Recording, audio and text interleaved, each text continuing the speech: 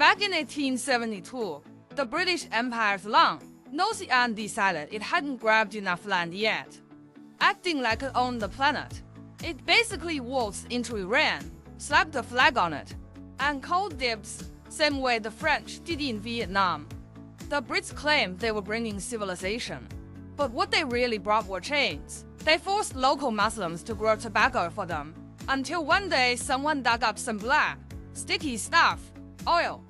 The Brits took one look and said, well, bugger me, that's money. Next thing you know, they're shipping in machines overnight and forcing people to dig for oil instead of tobacco.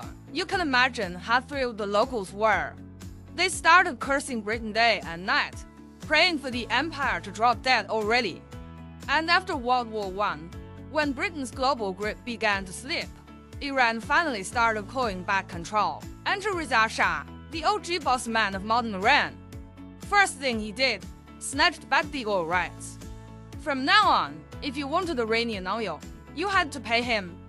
Reza started looking for customers, and guess who showed up? Some large German dude named Hitler. Hitler, fueled by that sweet Persian oil, went on to beat the crap out of Britain and France early in World War II. The Brits and French were furious. How dare you sell oil to that psycho?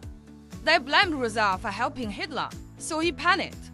When Hitler's luck started running out, Reza basically said, well, I'm out, and handed the throne to his 21-year-old son, Mohammad Reza Pahlavi. Now, young Pahlavi was a Western-educated rich kid who once made American classmates bow to him and got bullied for it. Traumatized and shy, he figured the best way to keep Britain off his back was to let foreign private companies drill for oil again, including the rising power, the USA. And since he studied abroad, he came back obsessed with the West. He let foreign businesses flood Iran, told Muslim women to ditch their headscarves and go to college, and even promised equal rights and voting rights for women. The hardcore Muslim clerics, they lost their minds. Growing tobacco and digging oil for foreigners was one thing, but women having rights? Absolutely not. They started plotting to take him out. After several failed assassination attempts, along came a bearded old preacher, Ayatollah Khomeini, the ultimate Shia cleric boss. Shah Pahlavi wanted to turn Iran into a modern, Western-style country. But Khomeini ran around the country calling him a heretic, accusing him of insulting Islam by promoting gender equality. The frustrated Muslim men ate that up, and overnight, the Shah had a nationwide army of haters. Meanwhile, the clueless Shah was busy copying Britain's parliamentary system, thinking, wouldn't it be nice to be a lazy king and let a prime minister run the place? So he held elections. The new PM, Mohammad Mossadegh, immediately announced that Iran's oil would be nationalized. Boom! Direct slap to Britain and America's faces. The US freaked out. Their newly born CIA said, time for regime change. They stirred up protests and toppled Mossadegh.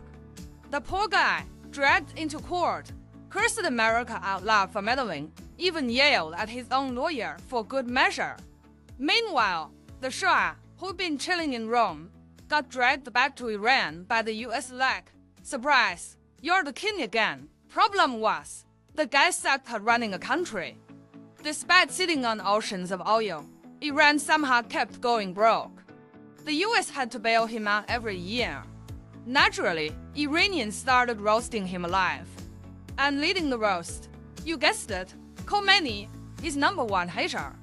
The old cleric screamed day and night that the Shah was useless and should step down. The Shah tried everything, jailed Khomeini, sparked mass riots, released him, got cursed again, re-arrested him, and so on.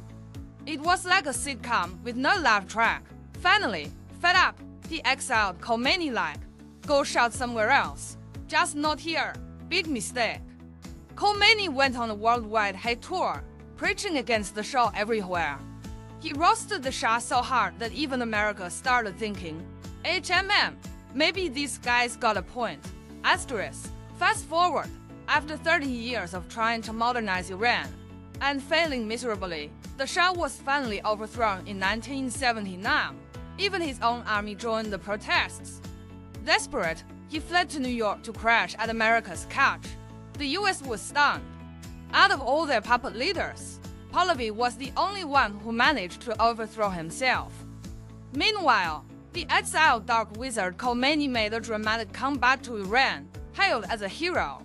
America thought, okay, we'll just support this new guy then. But plot twist, Khomeini hated America's guts. First thing he did was smash US businesses, then seize the American embassy, taking diplomats hostage until the US handed over the Shah. The Americans were like, bro, what did we ever do to you? The Soviets, America's rivals, thought maybe Iran would join their side. Nope, Khomeini hated them too, in his eyes. Both superpowers were evil clowns. So the US and the USSR, for once, agreed on something. This old guy needs a beating. Enter Saddam Hussein, Iran's angry neighbor. He'd just taken over Iraq and was itching for a fight. With a nod from both superpowers, Saddam said, I'll handle it. And thus began the Iran-Iraq War in 1980. At first, Saddam, armed to the teeth by both the US and USSR, steamrolled Iran. But soon he noticed something weird. Why did Iranians also have American tanks and Soviet weapons? Turns out, both superpowers were secretly selling weapons to both sides. Pure chaos capitalism. Saddam realized late he was being scammed. He tried to call it quits. Hey Khomeini, we're both getting played here. Let's stop this nonsense. Khomeini replied, you started it. Now pay up, land and money. Saddam refused. Pride comes first, so they kept fighting. 7 years later, both were broke, exhausted, and knee-deep in corpses. By 1988, even the 86-year-old Khomeini couldn't take it anymore. He finally agreed to peace. After 8 brutal years, zero land changed hands, $540 billion went up in smoke, and Saddam, who started the war with $37 billion in cash, ended up $70 billion in debt. If he just paid Iran a little in the beginning, maybe he wouldn't have gone bankrupt.